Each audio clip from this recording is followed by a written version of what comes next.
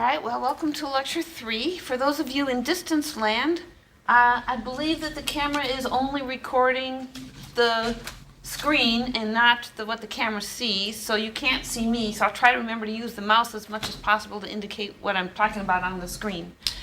And then I'll learn how to do this by the next time. I have gotten a few emails about the homework. People were having trouble finding articles, and I kind of got the impression that people would benefit from some more time. So I proposed to move the due date to, it's due today, right?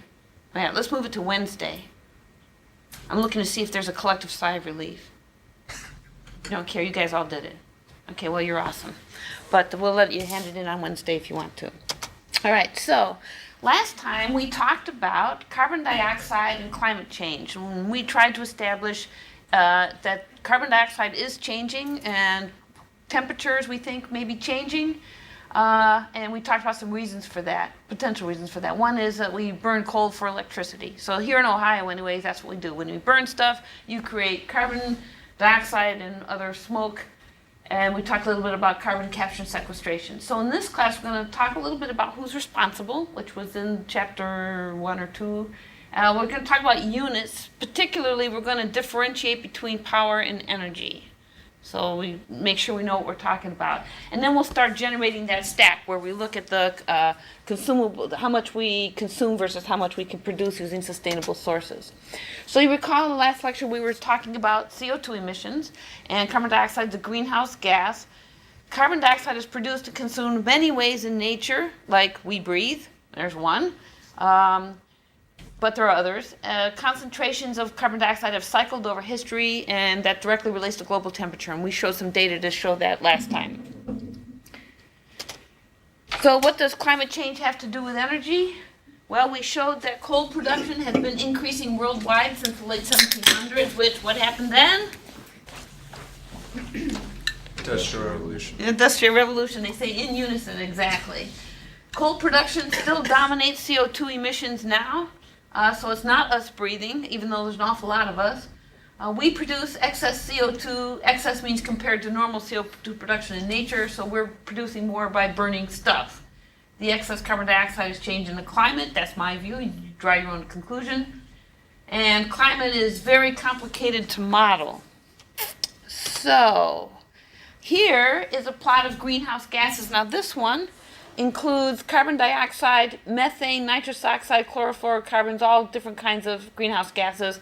What about water vapor? Well, water vapor is actually a greenhouse gas, and it actually accounts for the largest percentage of the greenhouse effect, between 36 and 66% for water vapor alone, and between 66 and 85% when you factor in clouds, which are water vapor. Human activity does not significantly affect water vapor concentration, so it's still basically weather and clouds and stuff, except in very small space scales due to irrigation. But there is positive feedback. Positive feedback is an engineering term that says if you have something X that's increasing, and X causes Y to increase, and then Y causes X to increase, which causes Y to increase, and those things oscillate and get out of, not oscillate, they build on each other, and you get feedback, and it goes out of control. Positive feedback. Negative feedback, which would say as you increase X, that increases Y, and Y causes X to decrease. In a system like that with negative feedback, usually it will go to some stable level. With positive feedback, not so much. So as the temperature increases, this would be an example, the air can hold more water vapor. As the water vapor is a greenhouse gas, as it increases, more heat is retained. That causes the temperature to increase. So the temperature increases, more water vapor, more temperature increase. You get the idea. So if you let that get unchecked, it would run away. But there's other processes to mitigate that process. And you can look in Wikipedia. They don't say what the other processes are, but you can use your imagination because water vapor has not caused the temperature of the world to run away yet, and people aren't even responsible for that. Here's some effects of different greenhouse gases. So here, this is the spectrum. This is wavelength here, the spectrum of downgoing solar radiation. So this is what's coming from the sun. This 5525 kelvins is a black body temperature. Engineers, you can say, yay, and other people can say, I don't care. I don't care either. Here's UV, visible, infrared. Notice how most of the radiation we get from the sun, and this is intensity, is in the visible region. I wonder if there's any connection between why we can see in that region and why that's where the most light is. But that's where the most light is. Now, some of the energy is reflected from the Earth, so here's upgoing thermal radiation, and some of that gets through the atmosphere and some of it doesn't.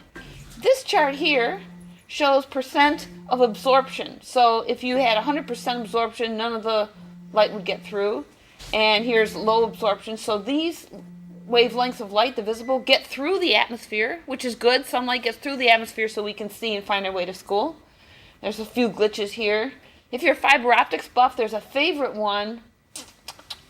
It's one of these two. I think it's this one. It's not clear. That's due to water vapor, so there's a strong absorption there. And it turned out when they made the first optical fibers, they had some OH ions in the glass, and that caused water vapor. Actually, it's still there, but they've improved it a lot. Water vapor in the glass, water ions that created absorption. So when we developed the wavelengths of lasers that we wanted to use in fiber optics, we avoided that region there because there's a lot of absorption in glass. It's much better now.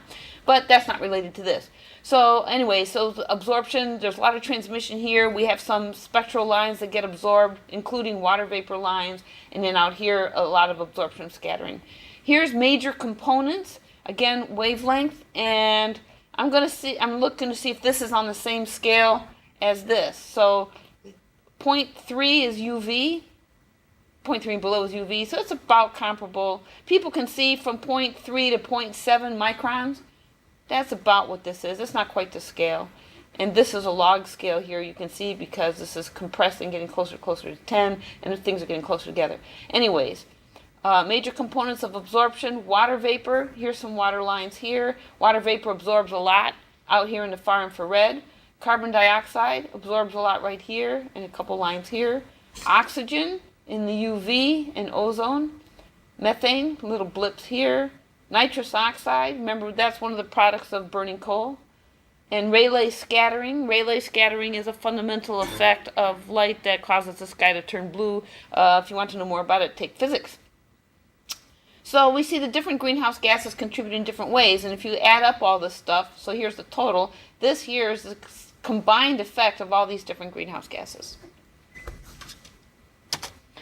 Carbon dioxide.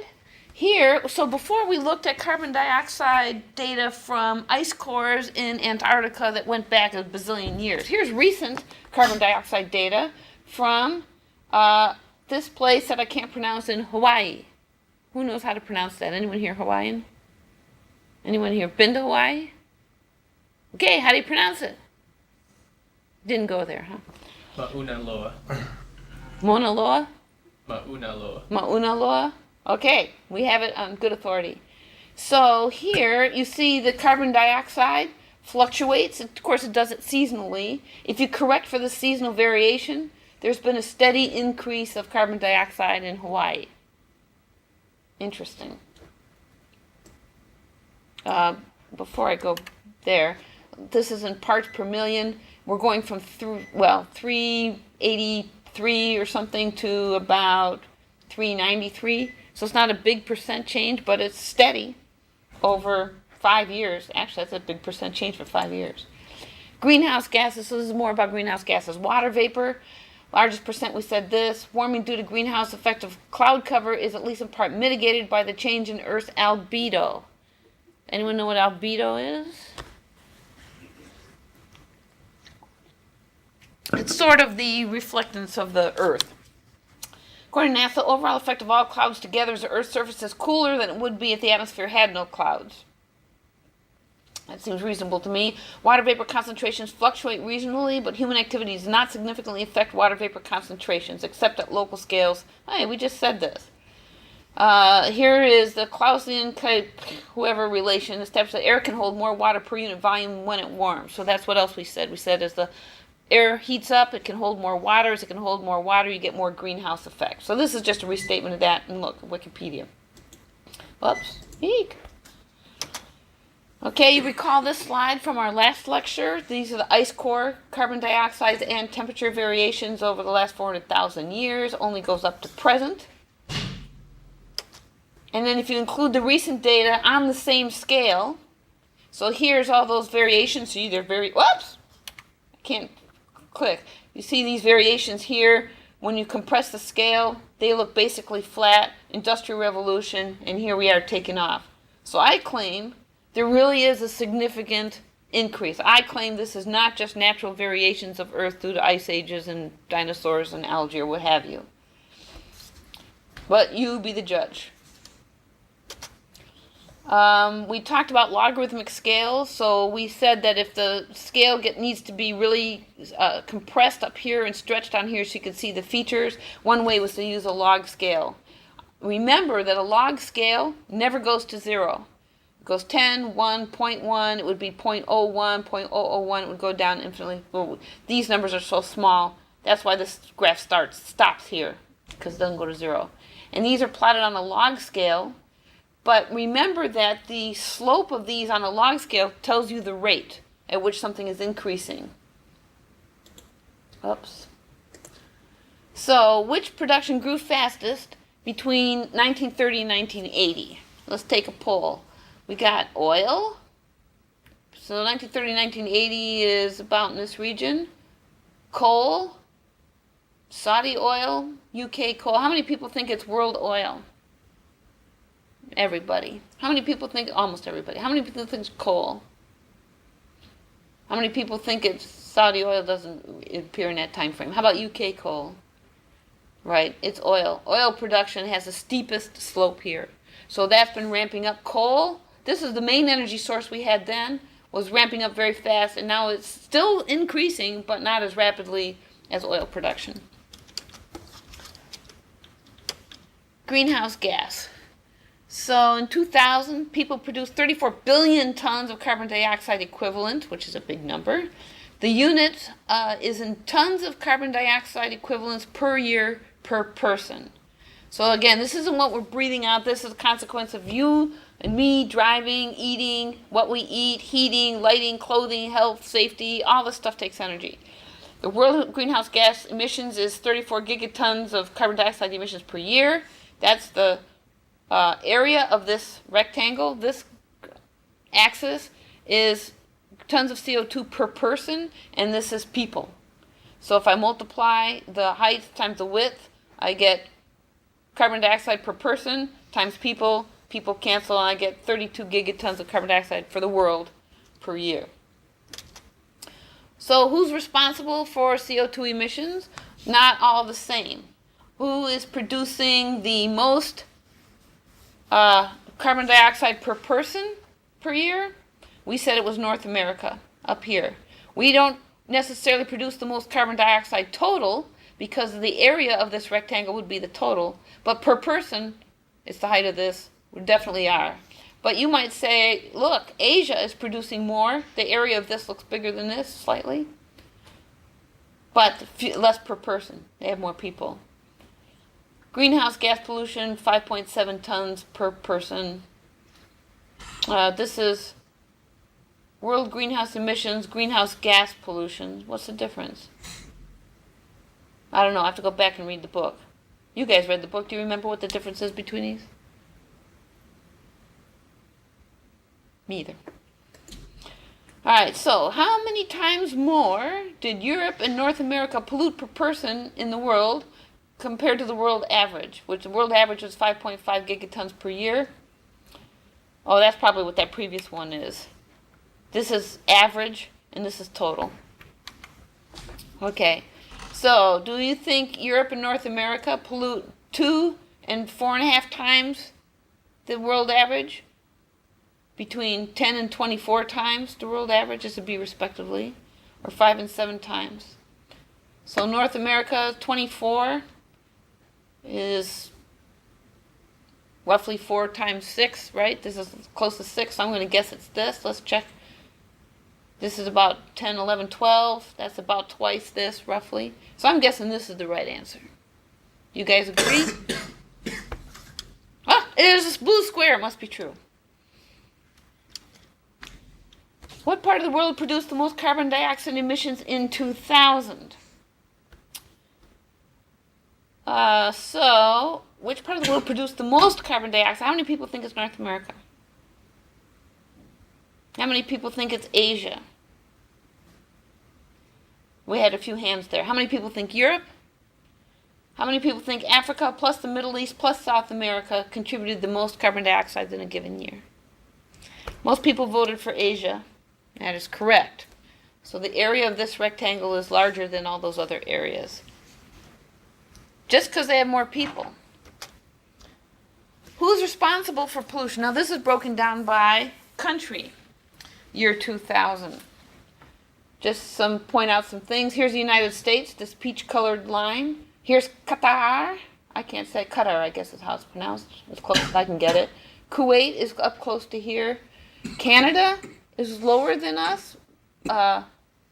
They have fewer people, way fewer people. There's a population on this axis.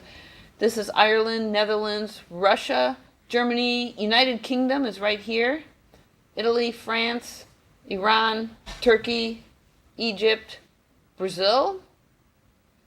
Brazil has a lot of people. Mexico, Japan, China has a lot of people. Thailand. Anyone have a particular country of interest they want to know about?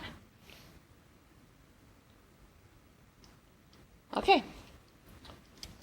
So from this plot, what country produces the second most CO2 per person? Per person. You think it's the U.S.? I'll give you a chance to study this data. Is it Russia? How about Australia? Well, looks like there's a couple people voting for Australia. How many people say China? How many people are waiting for me to tell you the answer? Yeah, Qatar is the top. Australia is next. U.S. is third per person. Of course, we have a lot of people compared to those two countries, but you're right. It's Australia. Yes. What's the country under Qatar in the same super narrow? This right there? Yeah. That says Kuwait. So that wouldn't be number 2? That's a good question. I can't tell what line that's labeling, because this one here says Saudi Arabia. I had the luxury of looking up close. So I don't know what this Kuwait label is doing here. I mean, if there's another bar there. Yeah, you're right. Then that would be the second. You're right. Oh, trick question. I'd have to give you credit for it. All right. Good. I don't know the answer. I can't tell from this picture. Which two countries produce approximately the same amount of total carbon dioxide? So here's some choices. UK and India, USA and China. I think I have some little arrows to show you where these are. Here is the UK, right here in India. So do you think those two countries produce about the same total? So total would be the area of that rectangle. Or USA and China. Or Mexico and Egypt. So Mexico is this pink guy right here. And Egypt is this guy right here. And then Russia and Japan. What do you guys think? Okay. I heard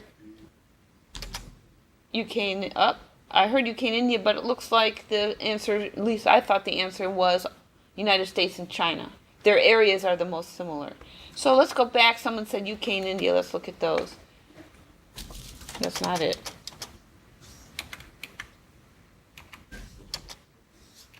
Well, now I'm hosed.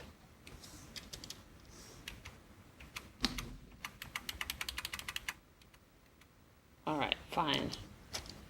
Here's UK. That's this rectangle right here. And India. It looks to me like the area of the India rectangle is significantly larger than the UK area. Whoever wanted to know that. Cumulative pollution production. So what we were looking at before was how much per year did each of these countries or peoples generate. Now this is over the history of the world who has so far accumulated the most damage created. And again, the units here are millions of people, and this is average pollution rate per person. So the area of the rectangles would be the cumulative damage done by these countries. So who do you think did the most? Us. Us, right. United States. The area of this rectangle is huge compared to any of these others. Of course, we got an early start. We were industrialized pretty early. We have a fair number of people. And we have a lot of stuff. What country produced approximately the same amount of total pollution as China between 1880 and 2004, which is what this graph represents? So Germany is right here. We're comparing the area of Germany to the area for France to the area for the USA. And we're asking which one of those areas is closest to the area of China. So let's go back. Memorize this area. Germany is right about here. Does that look about the same as China? Or does France? Or does the United States? Germany. What? Germany. Germany. Germany's area looks the closest to China. So, over the history of the universe as measured from 1880 to 2004, Germany produced about the same number of total pollutants, or CO2 anyways, as China. Again, got industrialized earlier, my guess is, but not as many people. So what would it take to fix this problem? Nobody knows. Climate is difficult to model. So your author found a couple of models, and he asked the question, if we need to prevent the world from having more than a 2 °C increase in temperature over the next century, which some people say if we get to that, we're doomed, how much would we need to reduce our emissions per person to even get there? So he has two different models. This red one predicts a 9 to 26% chance of greater than 2 °C. So if we cut emissions by whatever this red line says, we have a less than 50% chance of increasing the world temperature by more than 2 degrees over the next century. If we decrease at this rate, we have a greater chance of having a more than 2 degrees, so a greater chance of doom. But both of these say, if we could do whatever this graph tells us to do, we would have a better than even chance, so how lucky do you feel, even chance of preventing the world temperature from rising more than 2 °C average in the next century. Well, let's look at what this graph tells us. This graph says tons of CO2 per person. We know it's going up. Here's 2000. We know it's going up.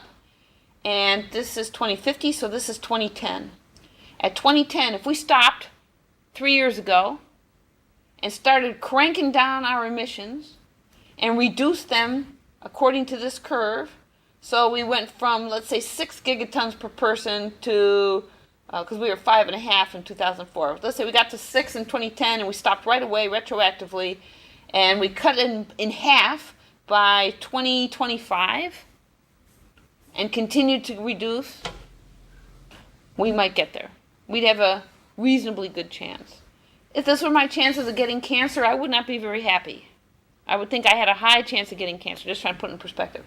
If we said, oh no, we haven't started yet, we're going to start soon, maybe tomorrow, if we let our emissions continue and they peaked in about 15,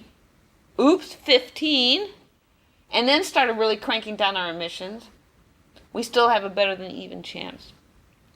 What's the trend right now? Are we starting to decrease our emissions? Heck no. We're still increasing at an incredible rate. So we have a problem here. This is why we need to be able to have intelligent citizens who understand the issues involved with energy, who will vote, especially in the United States because we're the worst, and figure out what are we going to do. Whatever we do, whichever one of these models you believe, they both imply significant emission reduction. You may not believe either one.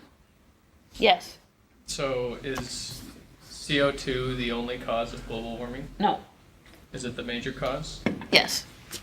And that's solidified? I think that's a... Yes, I think we had some data that showed that before. So there's a bunch of greenhouses. So it's greenhouse effect. And there are a bunch of greenhouse gases, but most of it is the CO2. Most of the greenhouse gases are CO2? Right. But that's not what's all in our atmosphere. No. We got But that's the one that nitrogen. contributes the most to the greenhouse effect. Okay. Total because of how much of it there is and its effect on the atmosphere. Do you want me to go back to that atmosphere graph? I can see it after. Okay. How much would we need to reduce the emissions by 2050 to avoid this 2-degree temperature globally if you use the I don't want to get cancer curve, this red one? So 2050 is here, and let's say we're at 6 because that's an easy number. To get to 2050, do we need to decrease by 85%, 50%, or 10%? What do you think? 85. 85. Reducing our emissions by half isn't going to cut it. And that's reducing by half. If you believe these models, I didn't read the science behind these models. And everyone says climate's hard to predict, so maybe we'll get lucky, maybe we won't, yes. So while looking up articles for the homework that was due today, I kept finding these things talking about how the temperature has not changed in the last 16 years. Yeah? Is there any validity to that? I found it from both sides of the argument. Excellent. That was true. So I hope you wrote a little discussion about what their different points of view were. No, that was actually like a different from the articles I was using. That was Oh. just because I got curious. Yeah. Yeah, for any of these issues, you can find people on either side. No, but they were on either side, both admitting that nothing had happened in the last 16 years.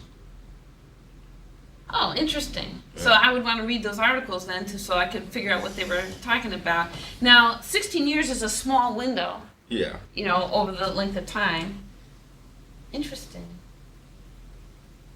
So people, they were saying that we do have global warming and we don't have global warming, and both of them said we didn't have an increase over 16 years. So the ones who said... I'm not sure. I can't remember the sources. I don't know the validity of either source. Right. But based on what else they were saying, they were definitely on opposite sides of the argument. Mm-hmm. So it could be that the people who say there's no global warming are saying, look, over the last I'm making this up, but they're saying maybe over the last 16 years there's no change, so therefore we're good. And the other group may be saying there's been no change over 16 years, but if you look over a larger window, I don't know what they were saying.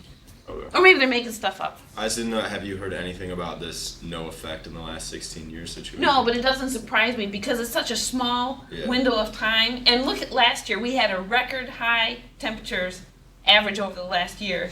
So a lot of people would say, oh, well, look, we're having global warming because of that. Well, it could just be within the statistical variation. So like this, yeah. And I'll just go back as an example.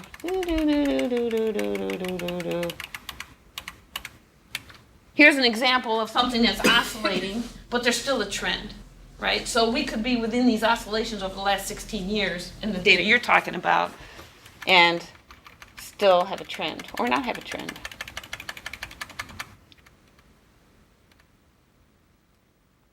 So we gotta save the world, basically. So here's some choices. We could cut back our emissions by 85%. So what kinds of things would we be giving up? What do you think? Cars. That would be the number one thing. How many people are willing to give up their car? Nobody raised their hand, including me. What other kinds of things would we have to give up? Plane travel. Plane travel. We'd have to reduce that a bunch. What other things? Eating. Eating. Heating. Oh, heating. That's another good one, right? Heating's important, I think. I don't want to give that up. I don't want to give up air conditioning either, but I don't need that to live. I think I need heating to live in Ohio in winter. Air conditioning, people used to live without air conditioning just fine. Maybe they were crankier. But I like air conditioning. What lifestyles do we know of that result in far below average emissions? So let's think about what parts of the world had much lower emissions per person. What were those places? Third world countries. Third world countries. So what do they not have as much of? Technology. Technology, cars, plane trips, heating and air conditioning, stuff, right? So I think that if we were willing to go back to that lifestyle, if I could give up cars, planes, technology, heating, cooling, and live in a tent and, I don't know, eat grass, I could probably give up 85% of my emissions. It would be a major lifestyle change, let's say this. A major lifestyle change. Or we could switch to sustainable energy sources. So the question is, are there enough of them? And so there's the question of sustainability, which is separate from the question of global warming, right? Sustainability means that we're going to run out of coal. That's not sustainable. On the other hand, it's also not sustainable to keep heating up the planet. So there's some connection there. And what are some sustainable energy sources that we should look at? What do you think? Solar power. Solar power.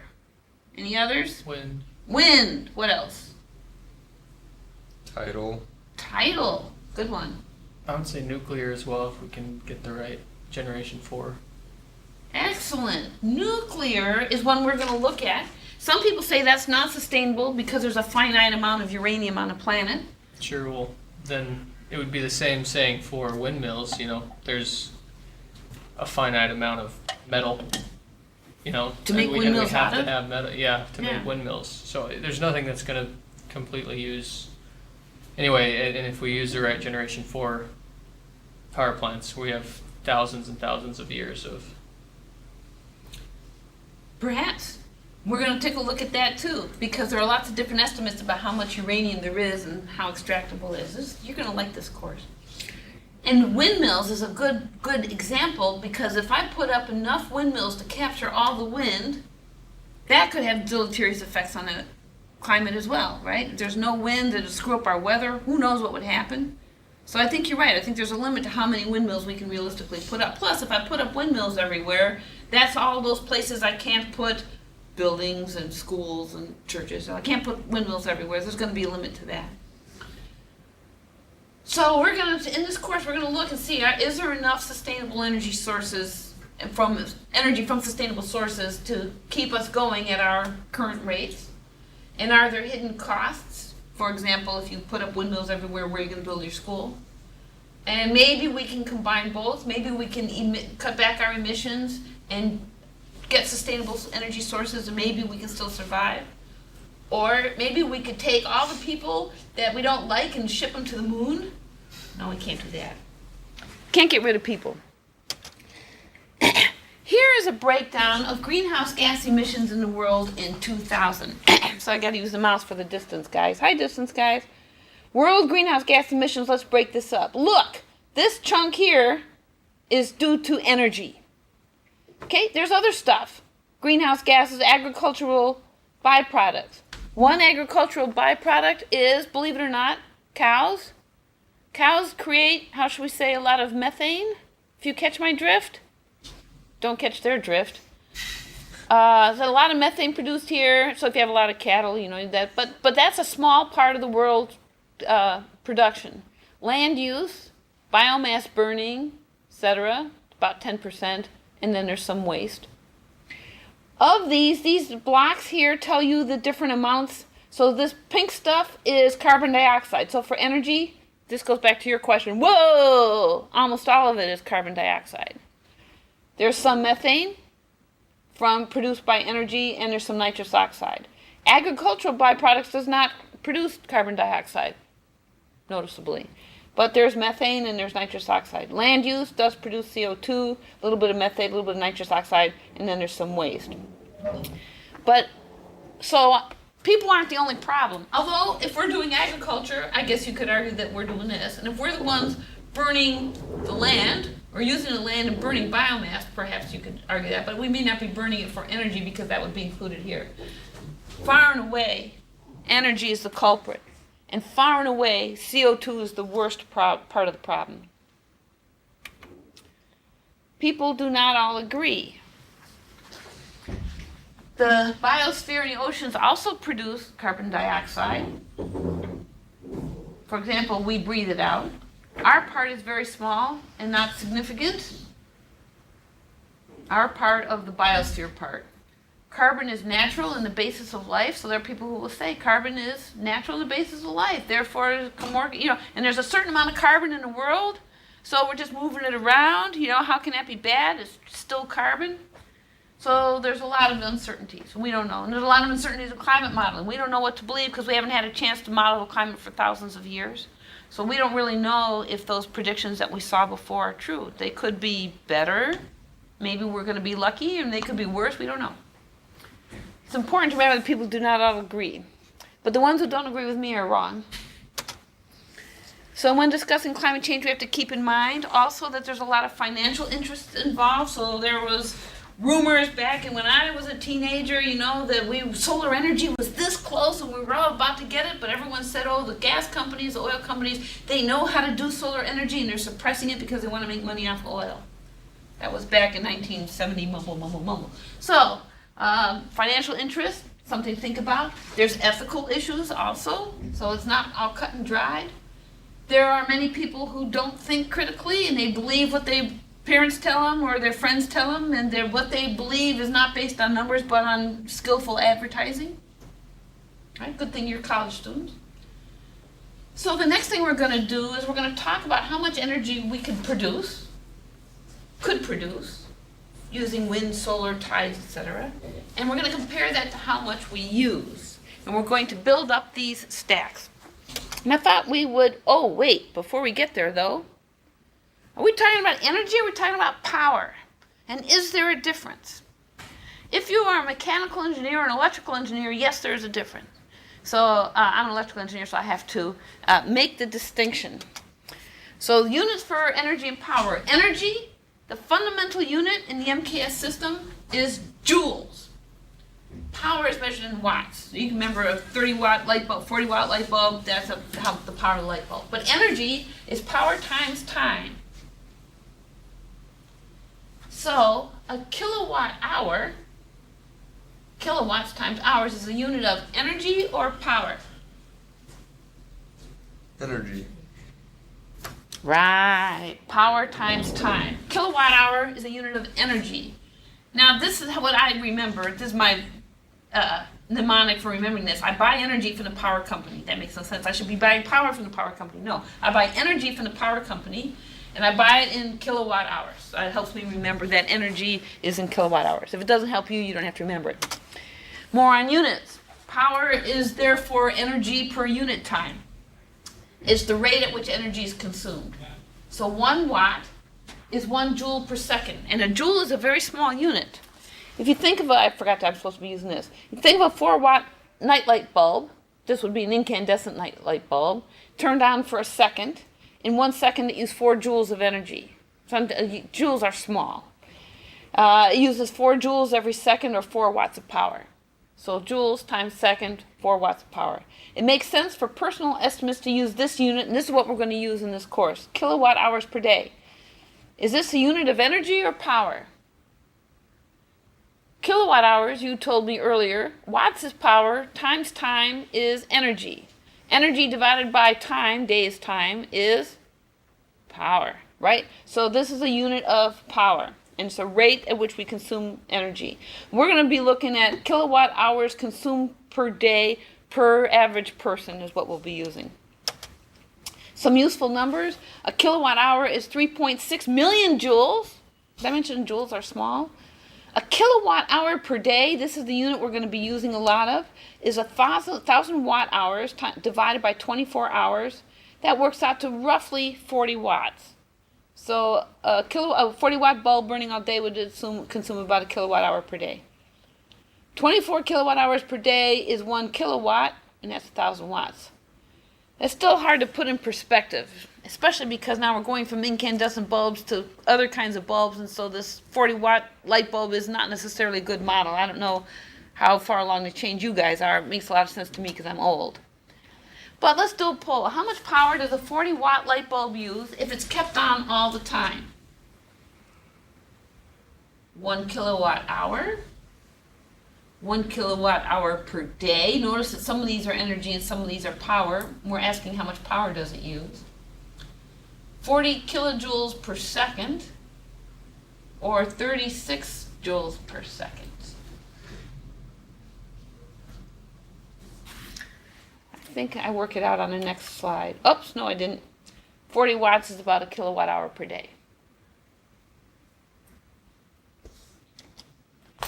How much power does a 60-watt, 26-inch LCD screen right here use approximately, if it's kept on during the business day, 8 hours.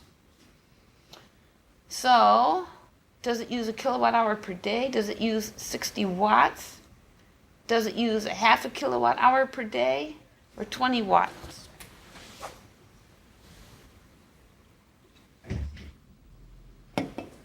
This one I do think I've worked out on the next slide.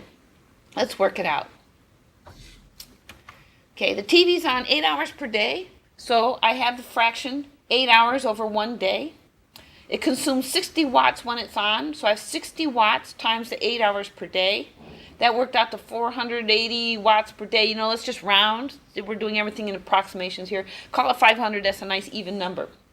500 watt hours per day. Now I'm going to convert that to kilowatt hours per day. So I got 500 watt hours per day, and you can multiply by 1. You can always multiply by 1. 1 doesn't change anything. And if the denominator is equal to the numerator, then the fraction is equal to 1. 1 kilowatt hours is equal to, 1 kilowatt is equal to 1,000 watts. So this fraction is 1. And then, I cancel the I cancel 1 watt here, and I get 0.5 kilowatt hours per day. So let's go back. The question was, how much power does a 60 watt, 26 inch LCD screen like the one I got here use approximately 8 hours a day? And the answer was a half a kilowatt hour per day. So how much is 5,000 kilowatt hours? Again, we're just trying to get a feel for what these numbers mean. A family of 3's electricity use for 1 year. A car trip to Zanesville and back. You ought to know this one. I told you Zanesville would show up on one of these slides. 100 push-ups or a 100 watt light bulb for 10 hours. Anyone want to take a guess? No, we're shy. Distant people can take a guess because they're in their pajamas in the comfort of their own home. What? What's this airplane doing here? That's not it. All right, so let's look. A family of 3 might use about 300 kilowatt hours per month, so they use about 5,000 kilowatt hours per year. Family of 3. If you're going to Zanesville, let's see, that's about 40 miles round trip. 1 or 2 gallons for a small car. 1 to 2 gallons is 48 liters roughly, right? Times 10 kilowatt hours per liter, that is the energy density of gasoline, and that gives you about 40 to 80 kilowatt hours. If you do 100 push-ups in 2 minutes and you're burning 20,000, now food calories are kilocalories, just so you know. So 20 kilocalories times 2 kilowatt hours, here's 2 kilowatt, how to get hours in there? 20 kilocalories, that's this, times 2 kilowatt hours over, this is converting kilowatt hours to kilocalories. I looked this conversion up on the internet. And that gives me, 0.015 kilowatt hours. 0.015 kilowatt hours to do 100 push-ups in 2 minutes. Can anyone here do 100 push-ups in 2 minutes? Last time you can? Cool. Are you in the military? Well, I'm still impressed. Cool. We won't make you show it. Yeah. A 100 watt light bulb for 10 hours would be about 1 kilowatt hour. Just to give you an idea of the numbers. Now let's think about this. You know, how hard is it to do 100 push-ups in an hour? The rest of us can't even imagine because we can't do it. You're expending 10 kilocalories per minute. Now that 100 watt light bulb requires 1,250 kilocalories per minute. You think how hard it is to do a push-up, to do 100 push-ups. In order to keep this bulb burning, you and 124 other people got to be doing 100 push-ups per minute to generate the expended amount of energy to use to light that light bulb. That blows me away. Think of all the energy we're throwing away in this room now. We don't even realize it. Because there's 3 projectors on in this room, and each one of them is well over 100 watts. And then there's fluorescent lights and other stuff. Whoa, that's a lot of push-ups. We need to start having more Pop-Tarts. More on units. So here's the standard, what's the SI stand for? International system, the metric system, the real system of units. Energy in joules, powers in watts, force is in newtons, Length is in meters. Time is in seconds. Temperature is in kelvins. When I was young, we used to say degrees Kelvin. Now we're not allowed to say that anymore. We say kelvins, which really messes me up because in my work I have to talk about 0 degrees Kelvin, and when I write that out, it looks like okay. It screws up, so I write degrees. Mass in kilograms. There's other kinds of units here. Mass of metric ton is 1,000 kilograms. Volume is a liter. This is a small L, and that's 0.001 cubic meters. Energy in kilowatt hours, time, day. These are other units we're going to use, some in KS, some not. Annoying units. How many homes does this windmill replace? How many power stations does this represent? How many cars would be taken off the road if we switch from gasoline to switchgrass? Calories is annoying because 1 food calorie is 1 kilocalorie. Very annoying. Calories. Oops. Sorry. So here's that conversion I used earlier. 250 kilocalories is 2 kilowatt hours, 10,000 kilojoules or 10 megajoules. 250 grams of butter. That's about 2 sticks. That has about 3,000 kilojoules or 0.7 kilowatt hours. On the packaging, it might say 800 calories. Just to give you an idea. So here's 800 calories and 2 sticks of butter. Now let's look at fuel. Fuel. Crude oil. 37 megajoules per liter, or 10.3 kilowatt hours per liter. Natural gas, 38 megajoules per cubic meter. It's a gas, so this is a very inconvenient unit. Its density is very low, 1.8 kilograms per cubic meter because it's a gas. A ton of coal, 29 gigajoules. I can't compare a ton of coal to a cubic meter of natural gas because they're different animals. But 8,000 kilowatt hours. And we'll take a look at some of these numbers some more. So here's an example of the energy density food. So I said, well, let me think about food that I like. Pasta. I like pasta. It's good. If I get 1 cup of that, which is all I'm allowed on Weight Watchers, it's 140 grams, and it contains about 220 food calories. So remember, food calories are kilocalories. So the energy is 220 kilocalories. Now I'm going to take that 200 kilocalories, I'm going to convert it to kilowatt hours. Here's the conversion. This is the same as this, so this fraction equals 1. Get 0.18 kilowatt hours of food energy in my spaghetti. Energy density by weight. Oh, to do that, I have to know the energy. I have to know how much it weighs. So it turns out that was 140 grams. I had it right here. So I have this much energy in this many grams, and then I can convert it, so grams isn't kilograms. So to get an MKS unit, I have to convert to kilograms. 1.3 kilowatt hours per kilogram of cooked spaghetti. If I wanted to do it by volume, 1 cup, I can look that up on the internet, is 0.24 liters. I can do the same kind of calculation, and I can find out it's 3/4 of a kilowatt hour per liter if I were going to eat a liter of spaghetti. Weight Watchers would not allow me to do that. Oh, here I'm canceling the units for your viewing pleasure. Calories. We just said that. Here's a repeat slide for no good reason. We're repeating again. Fine. So here's the balance sheet. Can we live sustainably? Here's our total consumption, and here's total conceivable sustainable production. If the consumption exceeds the production, we're hosed. We'll have to cut back. Some key forms of consumption will be transport, cars, planes, and freight, heating and cooling, lighting, information systems and other gadgets like iPods and so forth. Food, manufacturing takes a lot of energy. And in the right-hand stack, we're going to have wind, solar. We'll look at a couple kinds of solar, including biomass, because that's burning plants, and plants get their energy from sun. Of course, secretly, coal gets its energy from the sun via dinosaurs a long time ago. Hydroelectric, we'll look at that. Waves, tides, someone mentioned tides. Geothermal energy, we have some geothermal plants here on campus. We'll see how much potential they have. And then nuclear. So some people say it's not sustainable, some people say it is. I say let's keep it. We're going to need it because I'm guessing we're going to be closer to this. But what if we're like this? Then we're good. Then we can have all the Pop-Tarts and iPods we want. First up will be transportation. So the class time is over. We're going to stop here. So the next time we're going to talk about cars and probably planes and wind. Maybe we'll get to solar, I don't know, but these are the next things we're doing. So please read chapters 3 and 4. If you didn't read chapter 2, read that one. They're short chapters, not to worry. Are there any questions? Okay, run and play. I will see you on Wednesday, and your homework is due on Wednesday now. And there's a quiz. It's not due today. The quiz is not due today?